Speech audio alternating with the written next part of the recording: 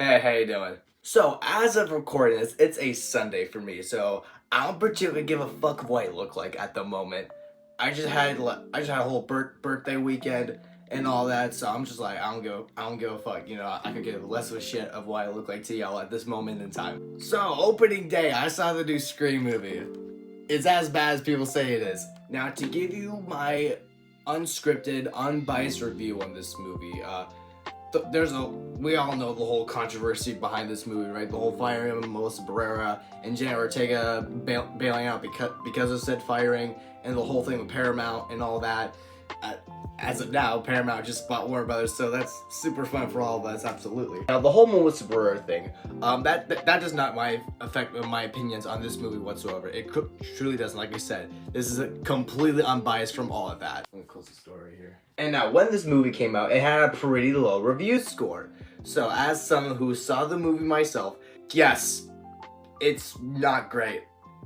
Now, me in the process of watching this movie, I thought this is okay. This is fine, this is watchable, but towards the end, it aggravated me quite a bit, to the point where I almost walked out of the theater. It was that bad. This is gonna have spoilers, I guess, but you don't fucking care. I don't fucking care. What are you worrying about? This is probably my least favorite Scream movie out of the entire franchise. Is that a crazy take? I don't think it is. When I said this was my least favorite Scream movie, my buddies I saw it with thought it was fucking insane. Like, how low is your fucking taste in movies, dog? Like, how bitter is that shit? This just has like the most nothingness out of like the entire franchise, in my opinion. A lot of people don't like Scream 4 because it like doesn't have as much meta commentary or whatever, or doesn't have as much chase scenes or some shit. This is that, but elevated, dude. Like, I don't get how people like this movie. I generally don't, but I'm being respectful of that for people who do. Instead of this being like an intelligent meta commentary on like, horror movies and like, horror franchises as a whole, right? This just like dumbs it down to just an entertaining movie. And that's not, look, Scream is entertaining. It pretty much exists for entertaining purposes, as most movies do. But like, that's not what I want from a damn Scream movie. This isn't Fast and the fucking Furious, you know? Like, if you want to know what I think of all the Scream movies as a whole, I love the Scream franchise as a whole, do not get me wrong. That first movie fucking blew my mind. I didn't think, meta humor with horror movies could be done before, right? If you want my ranking of the movies, it goes 7 at the bottom, then 3, 4, 2, 5, 6, and 1. That's my ranking of the Scream franchise as a whole after seeing this dog shit movie. Okay, dog shit. Dog shit is like not to the extreme that I'm going. It's not like I went to the movie poster, lit a match, and fucking, burned that shit to the ground or whatever, right? But like I said, I did not enjoy this movie at all, really. This movie had like no meta commentary whatsoever. There's like a 2-second moment of like what's the name of the two characters that are like the niece and nephew of Randy for the first movie. Put that in the video somewhere. I'm blanking on their names. They don't do jack shit in this movie. And like they mentioned like for 3 seconds, like, oh, this is supposed to be the nostalgia of the franchise or whatever.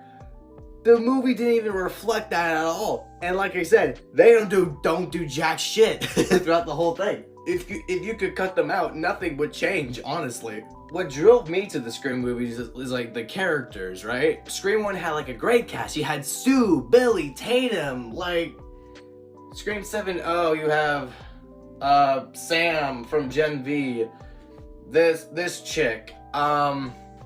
Tatum, but it's Neve Campbell's daughter. Neve Campbell's daughter, actually. Not her real daughter, her fake actor's daughter, right? Sydney's daughter in this movie actually kind of liked. McKenna Grace dies for like 5 minutes after she's introduced or whatever. Did I mention spoilers yet? I don't give a shit. The characters were so lackluster. I didn't care about any of them. Like, if they died, I was like, oh no, the boyfriend. You want my opinion on the character reveals in this movie? I'll get to that. I will fucking get to that, trust me. And before this movie even came out, it was revealed that Matthew Lillard was going to come back as Stu. And at first, I was looking forward to it to some extent. I said it could be cool. Emphasis on could, because you know, I'm hoping we all know the English dictionary at this point in our fucking lifetime, right? But like, intrusively in the back of my head, without trying to be a cynic or whatever, is like, I felt like that should have been a warning call for the quality of this movie. Like, announcing an actor coming back for a franchise after they're supposedly dead, with such a fan base that are like dying so hard for this character to come back instead of franchise, you just say, oh hey, Matthew Lillard's back, you know? And throughout the entire thing, Matthew Lillard as Stu Macher just hides behind a fucking screen. And like, the big reveal, the big twist out of the whole thing is that Matthew Lillard is fucking AI. I'm like, fuck this movie, honestly. When I saw that twist, when I saw fucking Matthew Lillard, the killer from Scream 3, and fucking Dewey on the TV screen, I was just like, I gave the biggest middle finger. I never gave such a bigger middle finger to a movie in my entire life. Like, dog, oh my god. Oh, and the killers, oh my god, the fucking killer reveals. Okay, so earlier in the movie, we see like a psych ward doctor or whatever that shows up for like one scene in the movie, you know, just like a passing thing, like a train going by, you know, we don't think much of this dude, right? And then Sydney has this neighbor, is like, oh, hi neighbor, oh, hello neighbor, yeah, we just talking about the certain thing, you know, it's like, oh, Sydney, you've been through so much stuff, yeah. She also has like 2 scenes, that's about it. And they are the fucking main killers in the movie. They are the 2 ghost faces that are murking all these teens. I'm just like, when the reveal happened, I'm just showing off my tattoo. I was like, when that reveal happened, I was like, who the fuck are you? Like, I'd say this is the worst killer reveal of all the Screams. These are the worst killers ever. They have the least interesting motive, and like, and they just bait you with the nostalgia with freaking Matthew Lillard and just make him deepfake AI or whatever dumb shit. I get the commentary on what they were going for, but like, it is so goddamn lazy. Like, I'm done with this franchise. I'm so fucking done. Oh my god. Watching this movie made me realize like one fucking I'm out of breath. Holy shit! I need to slow down while I talk. Woo! Need my water. Now, I should say some nice things about this movie. The kills were decent, at least. The opening was pretty cool, actually. One of my friends says that shit was immaculate. I'm like, okay, calm down, but it wasn't that good. Bro has seen 2 movies in his whole life. Oh my god. The kills were decent. The opening was cool.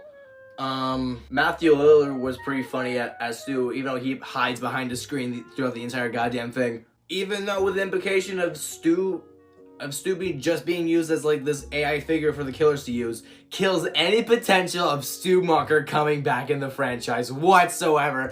Congratulations, Scream 7, go fuck yourself. Oh yeah, that's the only nice thing. That's the only, you know, asshole way I could like describe this movie to y'all. Cause like, watching this movie just made me realize the formula, you know, that thing Randy says, a very simple formula. This movie just follows the same shit again. I'm fucking tired of seeing it.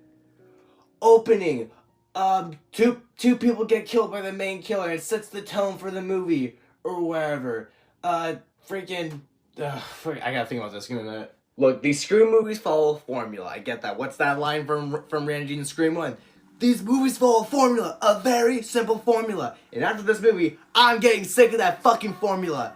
Oh, 2 people that are like somewhat famous and you recognize them, they get killed by the killer. The opening of the movie, Ghostface has like some pretty cool kills throughout the whole movie. The killer reveal, establishing their motives and why they're doing this in the first place. I'm tired of this. I'm tired. I'm done. I'm so sick of it. It was cool with the other movies. At least they were inventive with like stuff like 5 and 6. You know, at least they had fun with it.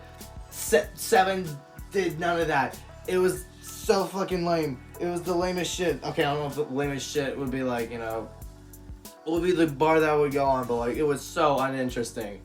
This is such like a meh movie. Like I said, in order of my feelings, how this movie goes, this goes, okay, I'm invested. This is fine.